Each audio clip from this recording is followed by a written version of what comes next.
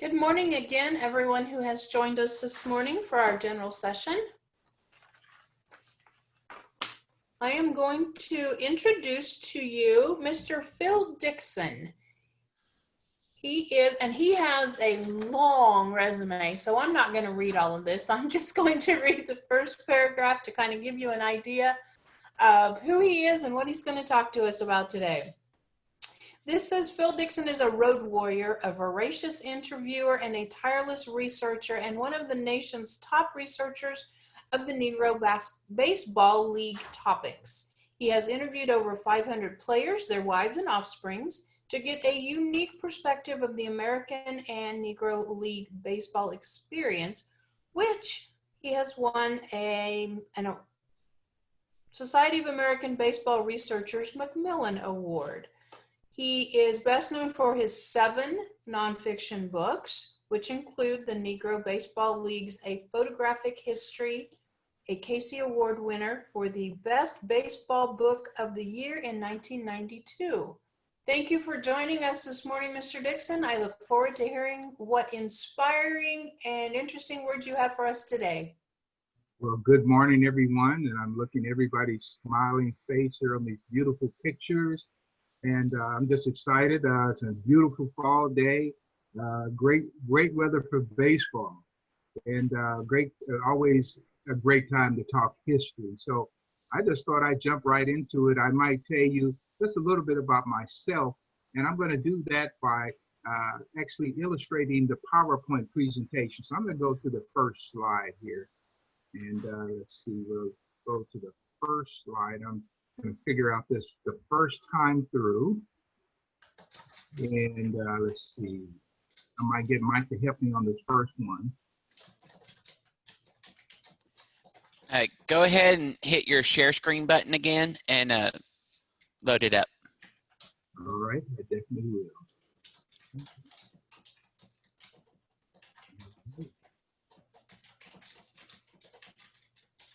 So we'll go to screen. Okay, hold on a second. I have to open it back up here. So just bear with me and we'll jump right into this here.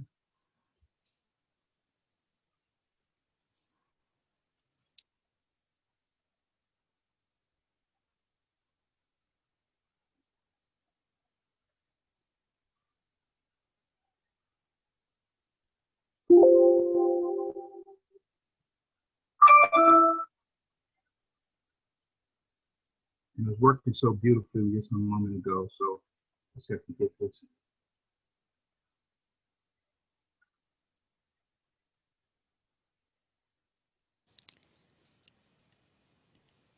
Just trying to open it up. And I take it a lot of you people are probably baseball fans. And the thing while I'm trying to open this up, I can still be talking. One of the things I try to do is I realized a long time ago that everybody is not a baseball fan. And so I kind of tailor my presentation to those of you as well who are not baseball fans, but just maybe fans of history or local or national or just community history and even family history. And I'm just having a tough time opening this up for some reason. And not sure Hey, why. Phil, I have it open up. If you want to, I can do it, and you can just tell me when to hit the next slide. All right, let's do that.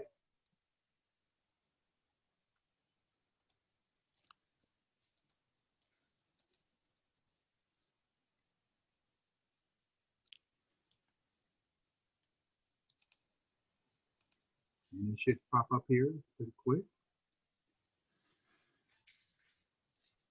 Excellent. All right, and once again, I want to welcome everybody. And you'll see I'm wearing a jersey. And so I have a sponsor. I recently went on a 200 city tour. Actually, I ended in 2019. And one of my sponsors is Everfield Flannel. So you see I'm wearing one of their jerseys here, the Monarch jersey here. So try to be authentic. So let's go to the next slide.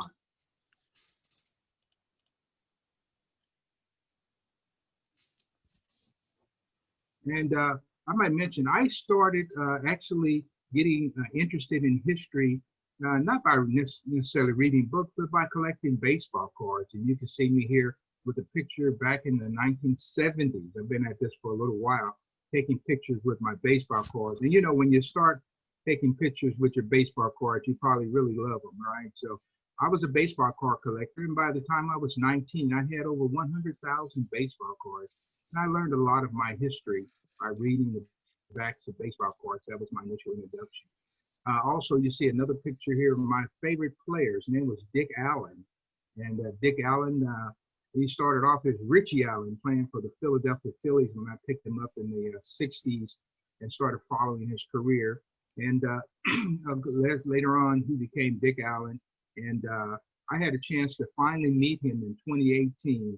And he was quite a controversial player, but man, I had followed this guy. I knew every place he had played. I knew where he was born and all of that. He was just amazed how much I knew, but he was like my favorite player, and it's Dick Allen. So that's me with Dick Allen. And I don't know how much you know about Dick Allen, but I will say this. So when AstroTurf came out, they had him play a game down in Houston at the Astrodome. And after the game, they asked Dick Allen, they said, you know, what do you think about this new turf? He said, if horses can't eat it, I don't want to play on it. So that's Dick Allen. And of course, when I started doing history on the Negro Baseball Leagues, I had the pleasure of meeting many Negro League players. And this is one of the players who I was fortunate enough to take a photograph of, and that's James Cool Papa Bale, nicknamed Cool Papa. And the interesting thing about him, they called him the fastest baseball player that ever lived. As a matter of fact, Satchel Paige said that he could turn the lights off and get into the bed before the room got dark. So that's James Cool Papa Bale. I had the honor of taking a photograph with him. Of course, he's in the Major League Baseball Hall of Fame. So that's a little bit about my background. Of course, through the years, I worked as Assistant Director of Public Relations for the Kansas City Royals. And I'm one of the co-founders of the Negro Leagues Baseball Museum in Kansas City. So I'm quite proud of that legacy. And we're still talking baseball and having fun with baseball always. So we can go to the next slide. And also, one of the things that if you're not just like a super fan of baseball, you know, baseball has a way of seeping into our culture. So for instance, we know nicknames of famous players, even though we're not following baseball, some of them. So if I was to say Yogi, you would probably say Farrah. Or if I was to say Mickey, you would probably say Mantle. Or if I was to say Pee Wee, you'd probably say Reese. Now I would say that I was in one city and I gave the Pee Wee, and there was a lady who said Herman. She was a 70-year-old lady, pretty much threw me off. I didn't expect a 70-year-old lady to know about Pee Wee Herman. Then, of course, we say Babe. Everybody knows Babe Ruth.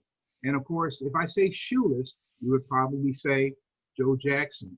And so it just shows you how much baseball is a part of our culture, even though we're not following baseball. And I'm going to show you how this kind of happened through this presentation. So we'll go to the next slide. And while I'm doing that, I want to thank Mike for inviting me to do this presentation today.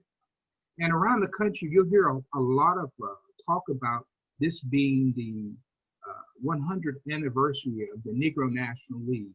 And the Negro National League itself was founded in 1920 by this gentleman here, Andrew Foster, who came to Kansas City. He was from Chicago, and he came to Kansas City. And in the Cassell YMCA, they brought together the best minds from African-American community and from some major cities, and they organized the first and lasting Negro National League.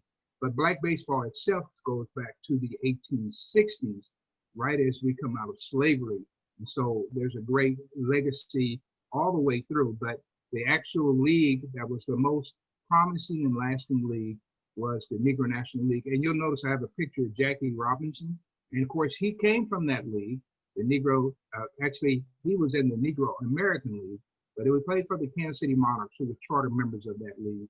And Jackie Robinson is here. And of course, we know how great a player Jackie Robinson was. And but he started off with the Kansas City Monarchs, and that's Jackie Robinson. So this league generated a lot of interest and a lot of community interest in towns and cities where some of you live.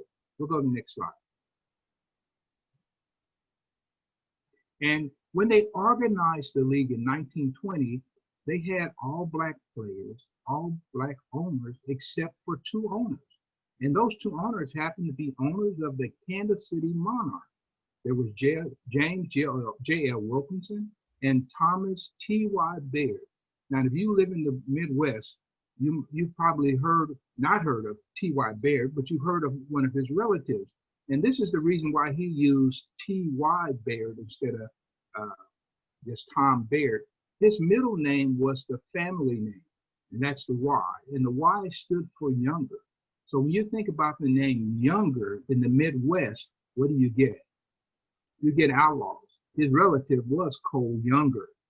And so when he was traveling around, and he booked a lot of the Monarchs games. Now this doesn't was, well, let me explain this as well.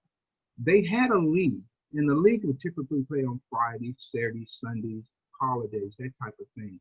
But during the middle of the week, they were able to barnstorm. And in the 1920s, the Monarchs would play in Iowa, Nebraska, Oklahoma, and Missouri for the most part, and Illinois. And they would play exhibition games in between the league games. And of course, this is the golden era of town baseball. And so there were lots of opponents that they could go in and play all over the country. And it's always fun to talk about that as well. Now, I might mention the Monarchs were a great team. They won the first championship in 1923. They went to what they called the Colored World Series back then. And they went there in 1924. In 1925, they were back in the World Series.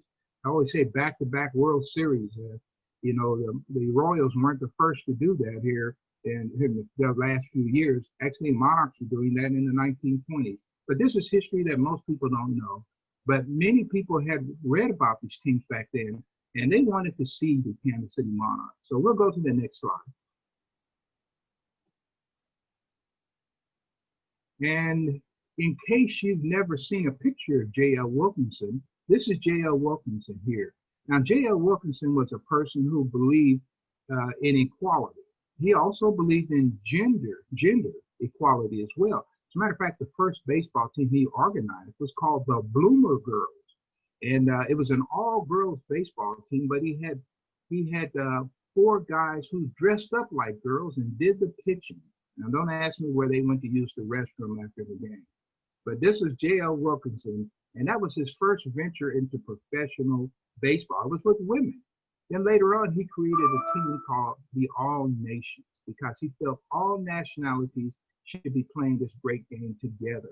And his famous pitcher was a guy by the name of John Donaldson. And I remember talking to J.L. Wilkinson's daughter years ago, and she said, "Dad always told me, if I ever have a son, I want my son to be like John Donaldson." And you can just imagine this pioneer of race relations, J.L. Wilkinson, saying that he wanted his son to be like a black guy. And so this is the kind of gentleman he was. And of course, he is in the Major League Baseball Hall of Fame, but for different reasons. And I'll share some with you in just a moment. And of course, there's Chet Brewer. Chet Brewer was one of the Monarchs' great pitchers, and he goes on to recruit, after his baseball career, recruit players like Roy White, Bob Watson was one of his players, Bobby Tolan, and the list of about 17 guys that he sent to the big leagues. And of course, the infamous Doc Ellis, that was one of his players. So Chet Brewer and all of this legacy comes together. I might mention John Donaldson was from Glasgow, Missouri, J.L. Wilkinson from Algona, Iowa, and Chet Brewer from Leavenworth, Kansas. Go to the next slide.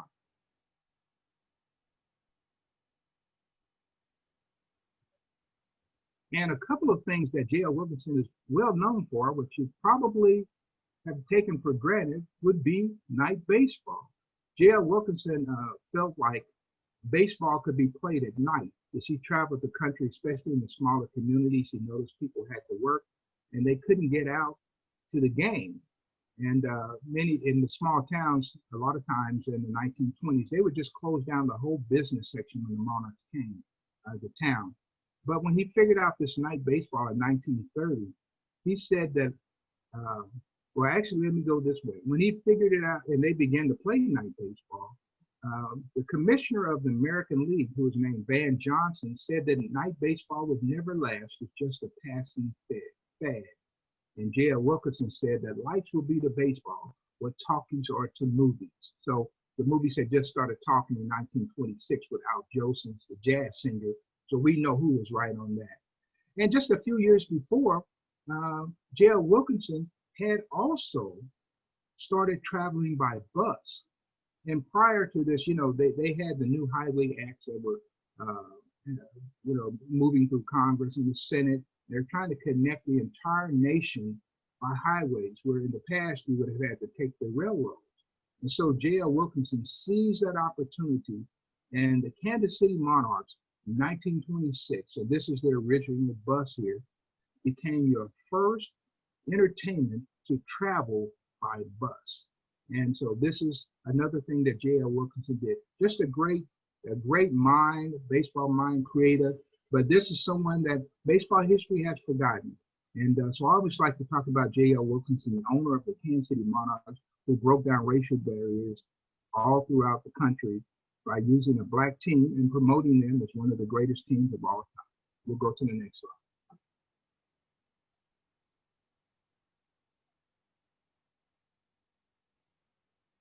And when you think of great pitchers who played for the Kansas City Monarchs, what's the first name that's going to come to mind? Usually it's going to be Satchel Paige. But Satchel Paige doesn't show up to play with the Kansas City Monarchs until 1939. Now, if you remember, the Negro National League organized in 1920. So who was the great pitcher that everybody wanted to see on the Kansas City Monarchs prior to that? And it was this gentleman here, Wilbur Bullet Logan. And his nickname was Bullet. And he was a World War I veteran. And actually, he was born in Oklahoma City, but he was raised in Kansas City, Kansas, which happens to be my hometown. Matter of fact, I've written an entire book about Wilbur Bullet Logan. But anyway, I happen to think he's the greatest all-around baseball player that ever lived. And that's, by that, I mean someone who could hit, pitch, and when I ask people who do they heard was the greatest all-around baseball player, quite naturally, most people say Babe Ruth. So how would Rogan compare to Babe Ruth? And I always say this, as a starting pitcher, Rogan won over 400 games. Of course, Babe Ruth never won over 400 games. Rogan struck out over 3,000 men. Babe Ruth never struck out over 3,000 men as a pitcher. Of course, Babe Ruth started off as a pitcher. Bullet Rogan also invented a pitch called the palm ball, and people are still palming the ball today and using it as their change of pace. In addition to that, when he wasn't pitching, he played the outfield, and he was a Gold Glove player at every position, including catcher when he wanted to be. And he also hit for average, so he batted over 300 no matter what league he played in. And he played in the California Winter League, he played in the Negro League, he played in Cuba, and he actually played in the Philippines as well when he was in the military in Hawaii. So this is Bullet Rogan, just a great player. And he hit for power. And I've been able to document over 400 home runs he hit. Now, Babe Ruth hit over 714 home runs in the Major League.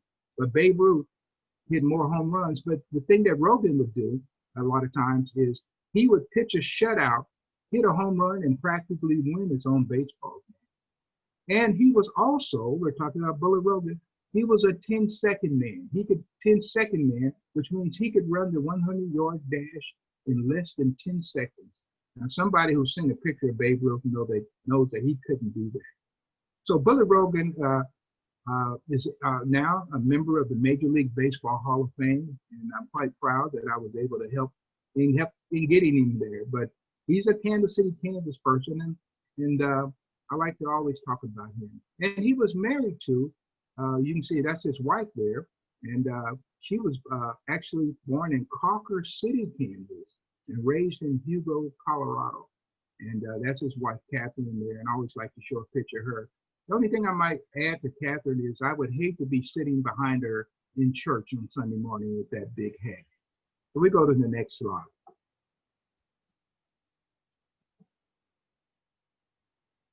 And I'm having fun here. I know you guys, I can't hear your responses, but I'm having fun here. So hopefully you're having fun here.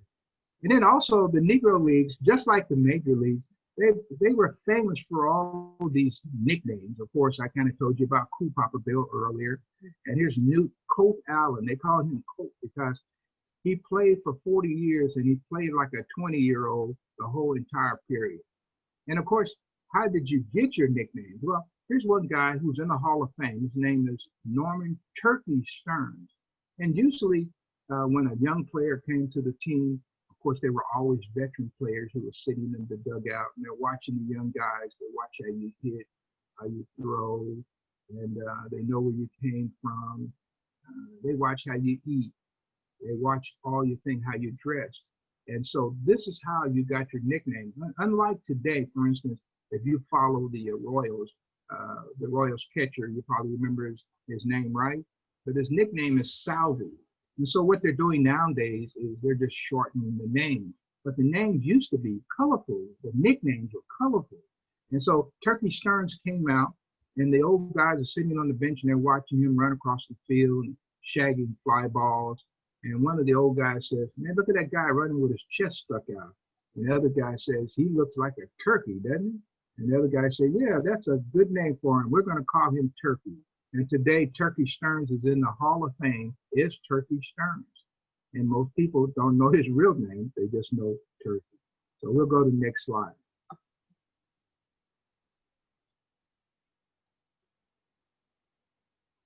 And, you know, often people ask me, did the Monarchs ever get a chance to play against Babe Ruth? And the obvious answer is yes. Babe Ruth played against a lot of black teams. Matter of fact, there's probably only 2 major league players who played more games against Negro League teams than Babe Ruth, and that would be Dizzy Dean and maybe Grover Cleveland Alexander. But here's Babe Ruth, and this is Babe Ruth. In 1922, he came and played against the Kansas City Monarchs, and I have a few little notes there, but he was in Kansas City. An interesting thing, I can tell you lots of stories about Babe Ruth because he was one of the first players that I became acquainted with when I started following baseball as a young kid, probably in elementary school. And I read the story about him eating 21 hot dogs in between a double header. And that caught my attention because if you had asked me if the 300 average was good or 714 home runs were great, I couldn't have told you anything, but I knew what 21 hot dogs were. Interesting story about Babe Ruth. He was the highest paid baseball player in the world. And in 1927, he made over $200,000 with his contract that was paid by every team in the major leagues, in addition to his endorsements. And he endorsed everything from underwear to, well, you name it, he endorsed it. And Babe Ruth was just a big name. And so somebody came to Babe Ruth and they said, Babe, do you know you made more money than the president? And Babe said, why not? I had a better year. That's Babe Ruth. And you can't go wrong by introducing young people to Babe Ruth. Just simply a fascinating story. And so I just wanted to let you know that he did play against the African-American teams as well. And we'll go to the next slide.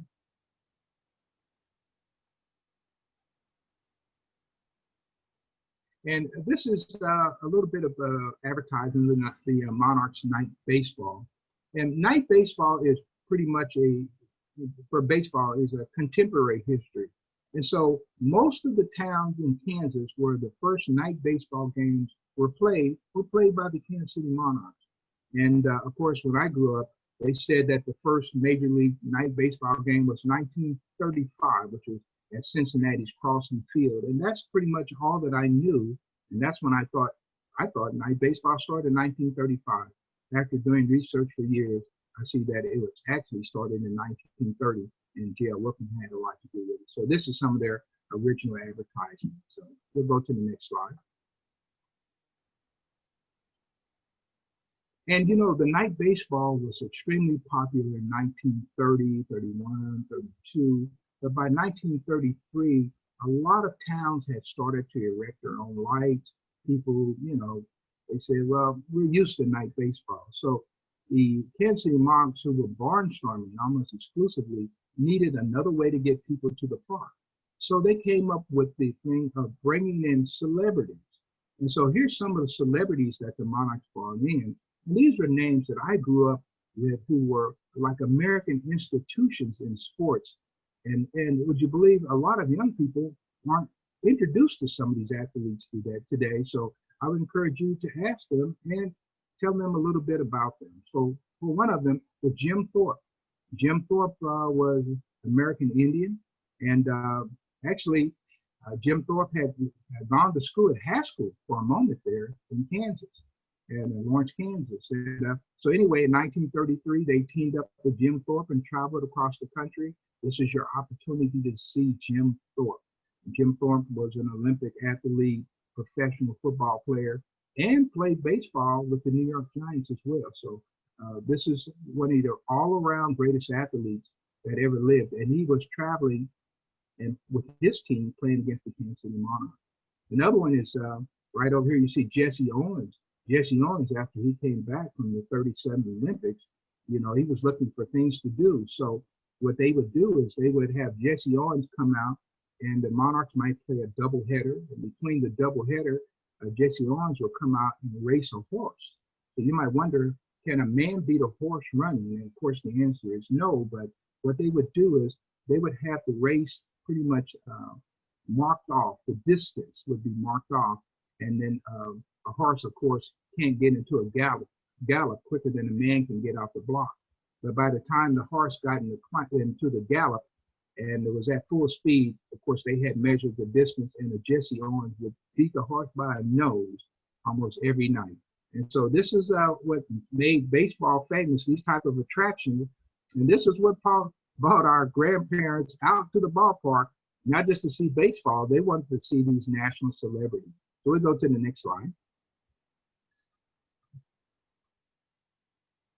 A couple of other celebrities that they had that was traveling with them would be one of them, Grover Cleveland Alexander. Now, Grover Cleveland Alexander had won over 373 major league games. And of course, he still holds the National League record for shutouts. And but when he retired, he was looking for things to do. So they signed Grover Cleveland up to play for the House of David. And they traveled, House of David and Monarchs traveled to a number of cities. Tom Baird booked them. And they traveled to a number of cities. And Grover Cleveland would come out and he would pitch one inning a night. And then he would go sit down. And people flocked to the ballpark because how can you see this great pitcher, the last pitcher to win 30 games in a season 3 times? Well, how could you see him? Well, the way you would see him in your hometown was to come out to see a Kansas City Monarch or versus the House of David. Now, some nights, Grover Cleveland couldn't pitch that one inning. And, you know, I'll just say this, he was known to take a nip. Somebody knows what that means. And so he wasn't able to play that night. They used to come up with lots of excuses to say his car broke down on the way to the game. But, you know, if you know the history. And what's interesting is later on, and all of these people who I'm showing you here had movies made about them. And Grover Cleveland had a movie that was called The Winning Team.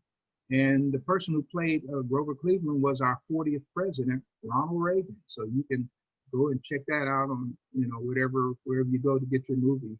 And so that's Grover Cleveland Alexander. Also, they had this lady who also signed up for the House of David, who would come out and pitch one inning, and it's Babe Dickerson. And Babe Dickerson was an Olympic athlete going back to the 1932 Olympics in Los Angeles, and she was a gold medal winner as well. And so you got 3 guys, well, you got 2 guys and 1 girl, and who are well known in their fields, but they're also connected to this baseball in this unique way. And so Babe Dickerson would come out. She would pitch one inning, a lady pitching one inning, and she was pretty darn good pitcher. And she had what you call a spitball. As a matter of fact, Burley Grimes, the last person who could legally throw a spitball in the major leagues, saw her spitball. He said, her spitball is better than mine. So we got a girl out here spitting on the ball, striking out men. So that's Babe Dickerson. And of course, Babe Dickerson today is in the Golf Hall of Fame. So she was a pretty good golfer as well. You can still pick up golf clubs by her. I see them all the time on eBay. So this is one, if you're talking to young ladies, you might ask them, have they ever heard of Babe Dickerson? Just a fantastic story. And So this is how they kept baseball alive in the 1930s, is they barnstorm across the country. And this is your Kansas City Monarchs. And all over Kansas, you will find games where all of these players participated against the Kansas City Monarchs. So just a great history for the state of Kansas. We'll go to the next slide. And most people have never seen a picture of the House of David. Now, this is the team that Babe Dixon and also Grover Cleveland Alexander pitched for.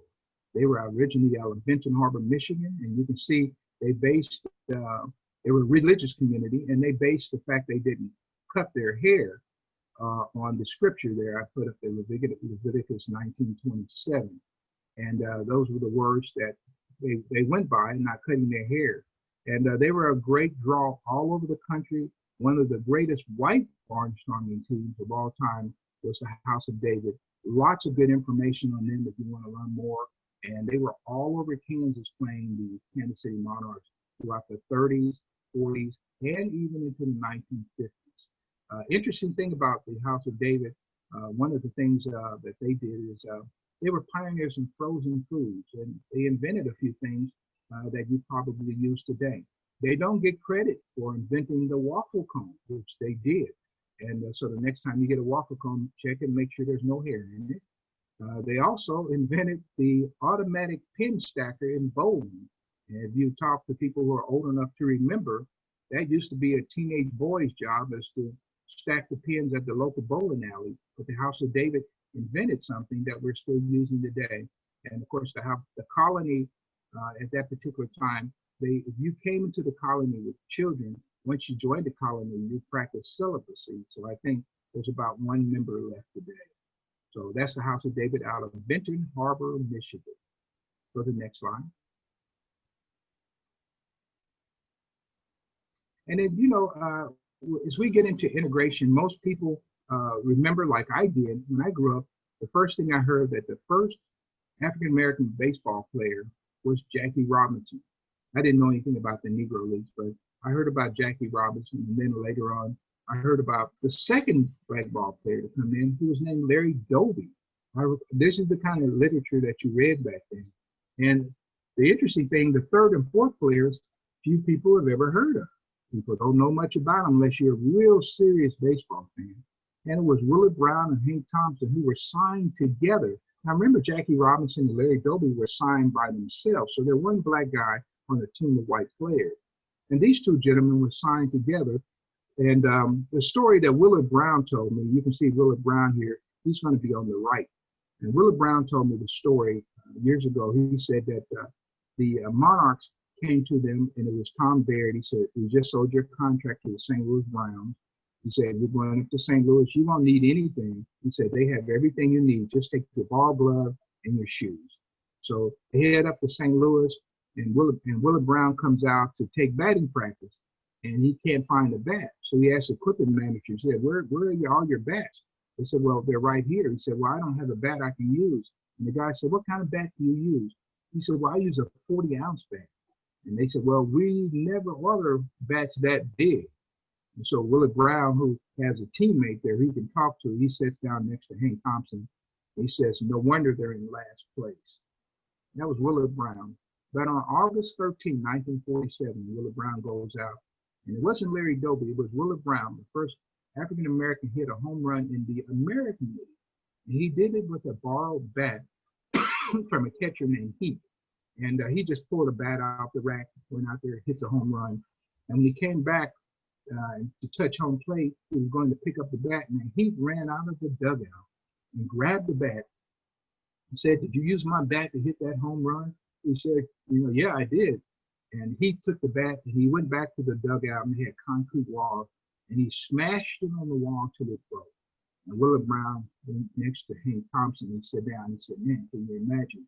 These are going to be our teammates." And it was just a tough time. But every ball player who came, who integrated into the major leagues, had stories.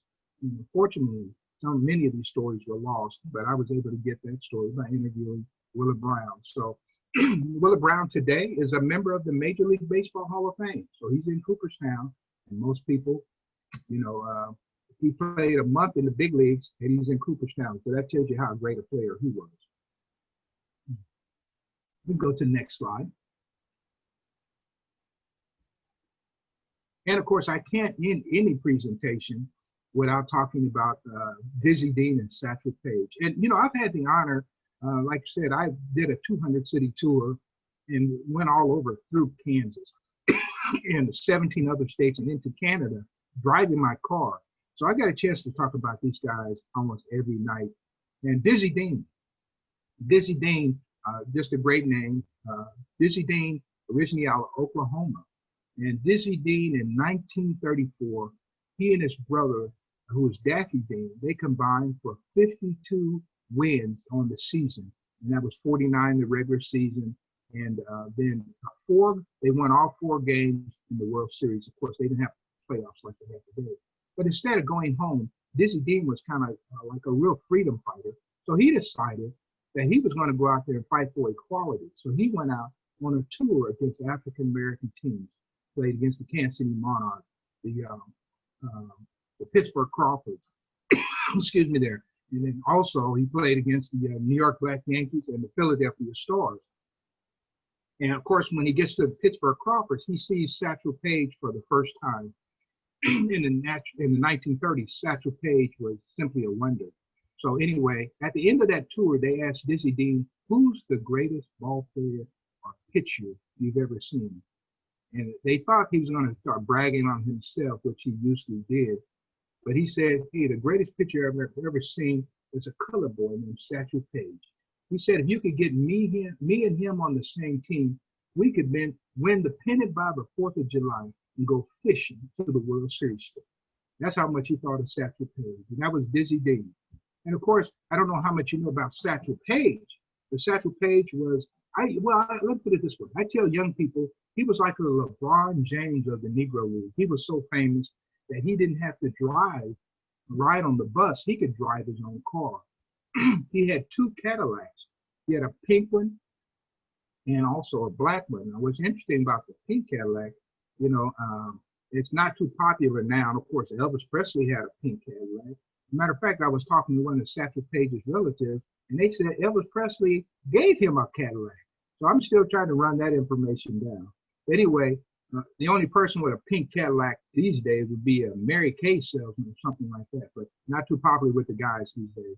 But Satchel Paige would always arrive late, so he was known to be a speeder, and he was speeding through these small towns, and occasionally he would get stopped. And the story goes that he was stopped in a small town, and it was in the daytime, and so the local policeman said, well, since the judge is in the office, why don't you go pay your fine? You can be on your way. Satchel said, no problem. So they go down to the local courthouse. The judge looks over his speeding ticket and said, well, speeding through our community, that's going to cost you $25. And Satchel said, Your Honor, I'm going to give you $50. And Satchel said, what is this? No, excuse me. The judge said, what is this for?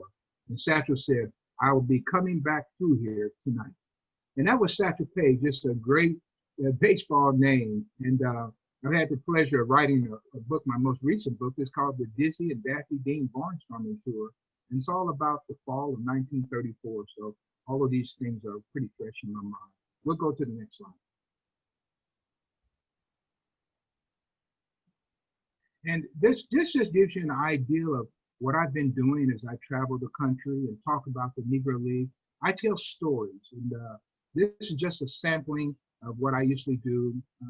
Sometimes my presentations are an hour, and people say, well, I thought you were going to speak longer. Well, that was long enough for me. But it's the stories that really work for people. And so I'm going to open up for question and answer and see if I can answer some of your questions. I hope you enjoyed some of the presentation and just learning some of this great history.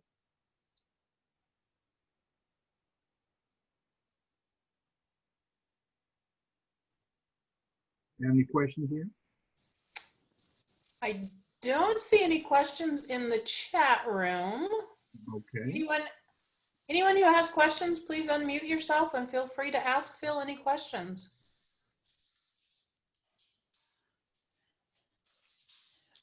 We have a young lady who says, please, more stories. You said more stories? Yes. Well, the stories are the fascinating thing because as I said, most people aren't baseball fans, believe it or not, even though it's our national game. You may have more football fans today than you have baseball fans, but people always love stories. And I kind of picked up on that many years ago. And so I like telling stories. And I look for statistics. I love statistics. I love all the facts, but I love the stories even more. So um, I will, if you ever get a chance to hear me, you're going to hear a lot of stories. And when I go to specific towns, what I try to do is find stories related to that town. So that's kind of the way that I approach baseball history. And then also, when you think of the Negro Leagues and the contribution that the Negro Leagues made, you wouldn't naturally think of places like Topeka, Wichita, just small communities. I mean, the Monarchs played in Oswego. They're playing in Clay Center, way out in Larned, Kansas, all through Goodland, and they're playing in places that you wouldn't imagine, Salina, Abilene, those kind of things. But when you think of Black history, you don't think of those places. And one of the things I tried to do through my stories is show that, even in those towns, they played a role in all of this history, because had they not brought the team into the town, the money wouldn't have been there, or maybe the league wouldn't have been there for players like Jackie Robinson to get developed and things like that. So, and of course, we know how Jackie Robinson changed baseball history. Well, I hope that helps. It's been very, very fun. Believe it or not, when I leave this one, the next hour I'm going to celebrate Ruth Foster in Chicago with the White Sox, and today is Ruth Foster's birthday. He was born in 1879. He's considered the father of Negro League baseball. So we're going to talk about him, and it's going to just be a good day. And and I would encourage also everyone, if you like stories, my latest book, The Dizzy and Daffy Dean Barnstorming Tour, will certainly give you more stories. You can actually go to my website, which is NLB, like Negro League Baseball, alive.com. So NLBalive.com. And if you order it there, I can autograph it and send you an autograph copy. Well, that's it for me, Mike. I know you got like an exciting day of activities there.